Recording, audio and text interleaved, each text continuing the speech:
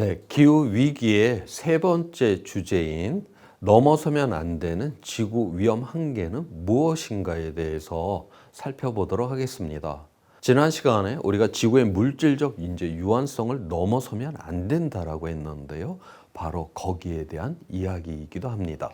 지금 우리가 이제 그 사람의 몸을 이제 보았을 때 우리가 뭐 체온이라든가 혈당이라든가 혈압이라든가 이게 정상값이 딱 하나만 있다라고 하면 우리가 달리기 시합만 하고 나면 우리 인간은 다 죽어버릴 거예요. 왜? 체온이 훅 올라가고 혈압이 훅 올라가는데 정상값을 금방 벗어나기 때문에 우리가 그렇게 존재할 수가 없습니다. 우리가 그렇게 순간적으로 체온이 높아지고 혈압이 높아지고 이렇다 해도 우리가 지속적으로 생존을 할 수 있는 거는 바로 이 복원력이 있기 때문에 그래요. 그래서 이 복원력이 있다라고 하는 거는 바로 우리가 체온이 올라갔거나 내려갔거나 그래도 다시 정상으로 돌아올 수 있기 때문에 그렇습니다. 자, 그런데 우리가 복원력을 조금씩 잃어가 버린다. 이렇게 되게 되면 우리는 완전히 다른 상태로 이제 넘어가게 되는 것이죠. 체온이나 혈당이나 혈압도 어떤 그 임계값 이상을 넘어가게 되면 우리가 죽음에 이를 수밖에 없는 거 아니에요. 그래서 우리가 복원력이라고 하는 이 범위 안에 있을 때에는 우리가 이제 생존이 가능하지만 그것을 넘어서게 되면 더 이상 지속할 수가 없다라고 하는 것이죠. 그래서 우리가 체온도 그렇고 혈당도 그렇고 혈압도 그렇고 어떤 값을 넘어서게 되면 우리가 막 약을 먹고 해서 요 안쪽에 범위 안에 들어오도록 노력을 하게 되는 것입니다. 바로 이 어떤 범위를 넘지 않도록 하는 것, 그거는 바로 복원력을 우리가 유지하기 위해서라고 하는 것인데, 바로 이제 이 복원력을 우리가 넘어서는 그 시점 자체를 갖다가 티핑 포인트라고 그렇게 불러요.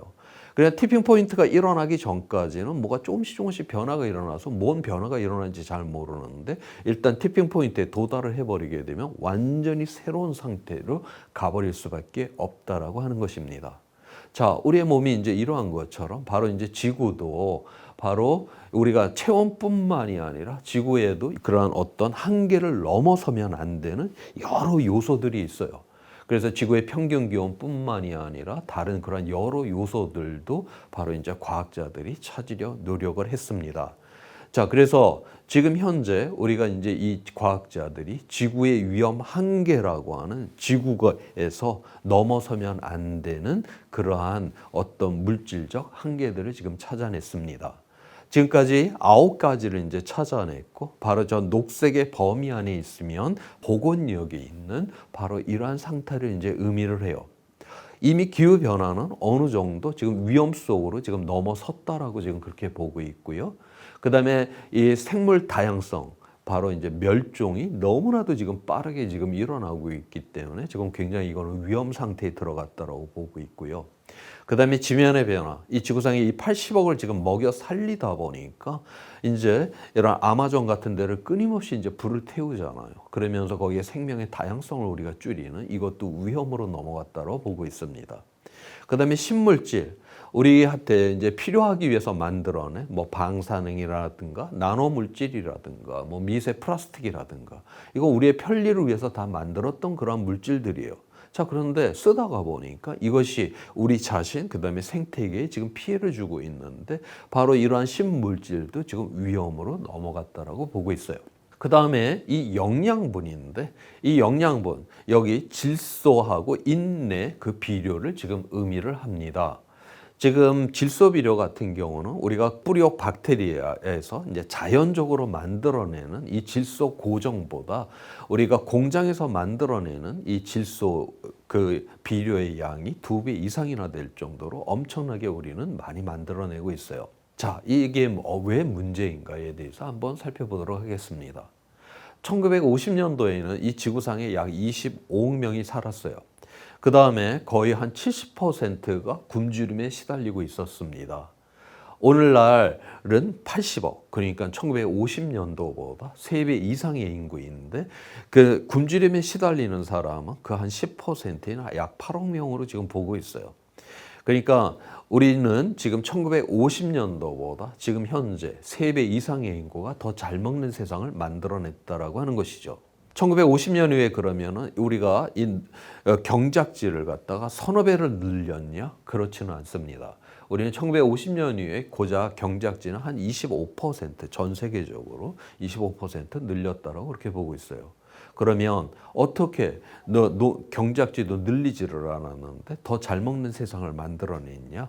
바로 녹색 혁명을 일으켰기 때문에 그렇습니다. 그래서 1950년도보다 이 단위 면적당 지금 생산되는 이런 농업의 생산량이 지금 서너 배를 더 많이 우리가 만들어내고 있기 때문에 그래요. 자, 그런데 그렇게 하기 위해서 우리가 질소비료, 인비료를 갖다가 우리가 이제 토양에 퍼 부었는데 그거를 농작물이 100%다 이렇게 흡수를 해버렸다라고 하면 별 문제가 없을 텐데 절반도 흡수를 못 합니다. 다시 말해서 질소비료, 인비료가 그냥 토양 위에 그냥 있게 된다라고 하는 거죠. 그중에서 이 질소비료 같은 경우는 공기하고 반응을 해서 거기서 아산화질소라고 하는 온실가스가 배출이 돼서 나오게 돼요. 그 다음에 이 비가 이제 오게 되면 이 질소비료, 인비료가 이제 녹아서 우리 하천으로, 우리 강으로, 우리 연안까지 나오게 됩니다. 그래서 이 기후 조건만 딱 맞아버리면은 강에서는 녹조, 바다에서는 적조가 생기는 이유가 바로 이 질소비료, 인비료 때문에 이러한 일들이 일어나는 것이에요. 녹조, 적조가 생기게 되면 그 물 생태계는 완전한 붕괴가 지금 일어나는 거 아니에요? 그리고 이러한 녹조, 적조가 점점 더 심해지고 있는 이러한 상황이 있어요. 바로 이거는 이 80억이라고 하는 이런 거대한 인구를 먹이기 위해서 바로 이러한 위험이 일어났다라고 하는 것입니다. 그 다음에 여기 해양 산성화라고 하는 거.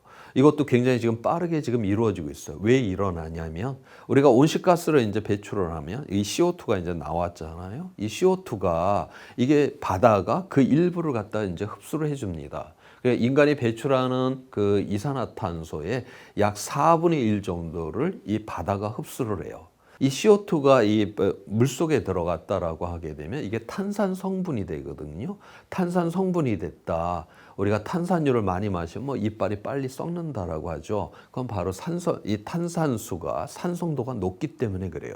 마찬가지로 이산화탄소가 공기 중에 많기 때문에 바다가 이산화탄소를 많이 흡수를 했고 그래서 이게 탄산 성분이 많아지게 돼서 산성도를 높이게 됩니다. 결국 그렇게 되게 되면 이러한 이제 껍데기를 만들어야 되는 플랑크톤이라든가 조개 껍질이라든가 이런 것들이 다 흐물흐물 약해지게 되는 결국 이러한 바닷속에 있는 이러한 생태계를 갖다가 붕괴를 시키고 있다라고 하는 것인데 지금 아직까지 위험을 넘어섰지는 않았지만 곧 위험을 넘게 될 것이다라고 그렇게 보고 있어요. 그다음에 이제 오염먼지인데 이거는 우리 잘 알고 있는 미세먼지예요. 이 미세먼지 같은 경우는 이거는 그 지역적으로 차이가 굉장히 크고 그 다음에 짧은 시간에 또 없어지기도 하고 해갖고 아직 과학자들이 정량적으로 정확한 값을 아직 찾아내지는 못한 상태에 있습니다. 그 다음에 성층권 이제 오존층이 이제 감소를 하게 되면 자외선이 이제 우리한테 직접 내려오게 되기 때문에 그렇게 되면 이런 농작물의 피해라든가 우리 피부암이라든가 이런 일들이 이제 일어나게 되는데 이걸 알다시피 몬트리올 의정서에 의해서 이 성층권 오존층이 파괴되는 물질인 바로 이제 프레온 가스를 우리가 더 이상 배출하지 않기로 전 세계적으로 합의를 했기 때문에 지금 성층권의 오존층은 지금 이제 안정적으로 지금 가고 있다라고 그렇게 보고 있습니다. 그 다음에 이제 민물의 변화인데요.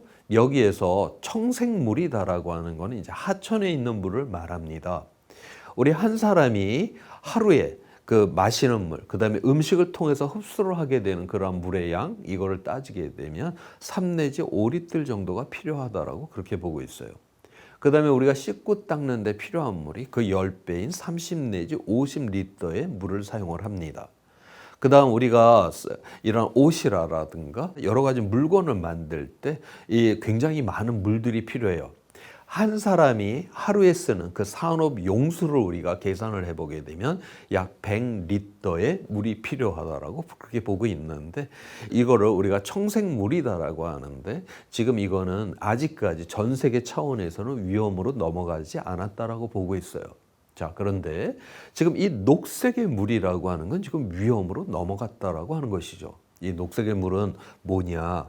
우리가 하루 세 끼를 먹으려고 하면 그거를 생산하는데 또 필요한 물이 필요합니다. 예를 들어서 쌀을 1kg을 생산을 하려고 하면 2,500리터의 물이 필요해요. 그 다음에 소고기를 1kg을 생산하려고 하면 15,000리터의 물이 필요합니다. 다시 말해서 우리는 식량을 생산하는데 많은 물을 사용을 하는데요. 한 사람이 하루 세 끼를 먹기 위한 그 식량을 생산을 하는데 필요한 물의 양은 3,000리터예요. 그러니까 우리가 마시는 물이니 뭐 씻고 닦는 데 쓰는 물이니 산업 용수하고는 비교가 안 될 정도로 우리가 이 먹거리를 생산하기 위한 물이 엄청나게 많이 필요하다라고 하는 것이죠.